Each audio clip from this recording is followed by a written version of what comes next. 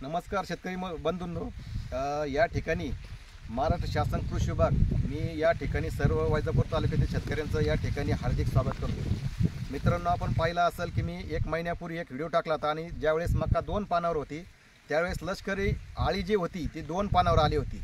पण त्यावेळेस तो व्हिडिओ टाकला त्यावेळेस शेतकऱ्यांनी काळजी घेतली आणि त्यावेळेस आपलं पीक वाचलं। मित्रांनो, महाराष्ट्र शासन कृषी विभाग वेळोवेळी आपल्याला या ठिकाणी ज्यावेळेस संकट येतं त्यावेळेस आम्ही तुम्हाला मार्गदर्शन करत असतो। पण या ठिकाणी मला एक आता सांगायचं आहे, कारण आता ही मका आहे आपल्या गुडघ्याच्या स्टेजमध्ये, म्हणजे ही आता वाढीची अवस्था लागलेली मक्याची। आता यावेळेस आता मी ज्यावेळेस आपण फील्डवर आम्ही फिरतोय त्यावेळेस आता या मक्यामध्ये बऱ्याच ठिकाणी जी लष्करी आळी आहे ज्याला फॉल आर्मी म्हणून म्हणतो आपण, ती या ठिकाणी दिसते। आता या शेतकऱ्यांच्या हातामध्ये ताट पाहिलं असेल आपण। तर मित्रांनो, ह्या स्टेजमध्ये आपल्याला कोणती फवारणी करायची शेतकऱ्यांना सुचत नाही। आता याच्यामध्ये पहिला जो आहे मी तुम्हाला पहिल्यांदा जे प्राधान्य देणार आहे ते आहे जैविक, ज्याच्यामध्ये मी तुम्हाला त्या दिवशी सांगितलं होतं का मॅटेरिझम ॲनिसोपुली नावाची एक बुरशी आहे, त्यानंतर बिवेरिया बॅसियाना, हे दोन जे काही जैविक बुरशी आहे जे कीटकाला काय करते त्याच्यावर बुरशी चढवते आणि ते त्याचं खाणंच बंद करते आणि त्यानंतर तुम्हाला स्प्रे करायची सुद्धा गरज पडत नाही। असे 2 बुरशी आहे जे मॅटेरिझम ॲनिसोपुली आणि बिवेरिया बॅसियाना, हे लिक्विड फॉर्ममध्ये जर असेल तर 3 मिली आपल्याला 1 लिटरला घ्यायचं आहे। अशा पद्धतीने आपल्याला लिक्विड फॉर्ममध्ये जर असेल तर ते चांगलं नाही, तुम्हाला पावडर फॉर्ममध्ये जर असेल तुम्हाला तर त्या ठिकाणी आपल्याला कमीत कमी एक बिवेरिया बॅसियाना जे आहे ते 5 ग्रॅम 1 लिटरला घ्यायचं आहे आणि मॅटेरिझम सुद्धा 5 ग्रॅम घ्यायचं आहे। अशा पद्धतीने हे 2 आहे।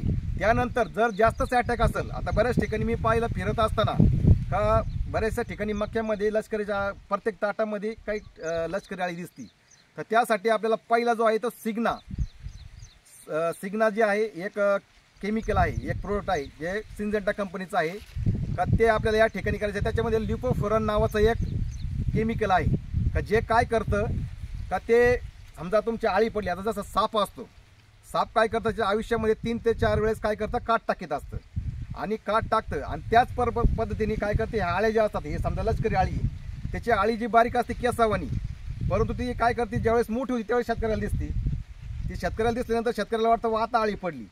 परंतु ज्यावेळेस हे सिग्ना असेल हे औषध मारलं तर हे लिपोफोरन नावाचं जे काही घटक आहे तो काय करतो, जे कात बनवण्यासाठी जे कायटिन नावाचं जे काही कंपोनंट असतो, घटक असतो, तो त्या ठिकाणी हे करतो, त्याला ब्रेक करतो, ब्लॉक करतो आणि पुढची जी हे असते, समजा आता काय करतो, आता काही लष्करी आळी जी आहे तर 4 ते 5 वेळेस कात टाकीत असते तिच्या आयुष्यामध्ये। ही जी लष्करी आळी आहे, आता या पोंग्यामध्ये जी लष्करी आळी असते मोठी याच्यामध्ये, तर ही आळी काय करते 4 ते 5 वेळेस काट टाकती आणि लिपोफोरन नावाचं जे काही घटक आहे, जे सिग्ना नावाने जे केमिकल येतं, समजा औषध आहे, हे सिंजेंटा कंपनीचं आहे, हे मारल्यानंतर काय करतं, तिचे कात जे आहे ते कायटिन नावाचं जे काही घटक असतो तो स्टॉप करतो आणि त्या आळीला पुढची जी पिढी आहे ती तिची पूर्णपणे थांबून जाते आणि त्या आळीची त्या ठिकाणी मृत पावते।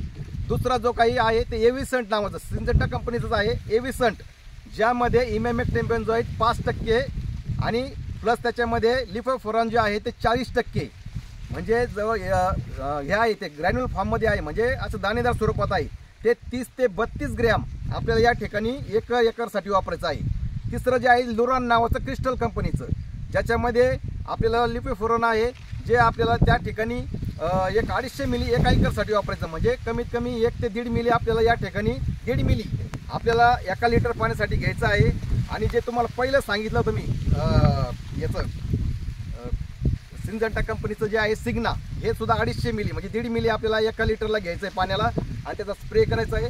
असं मी शेतकऱ्यांना या ठिकाणी महाराष्ट्र शासन कृषी विभागाच्या वतीने सर्वांना विनंती करतो।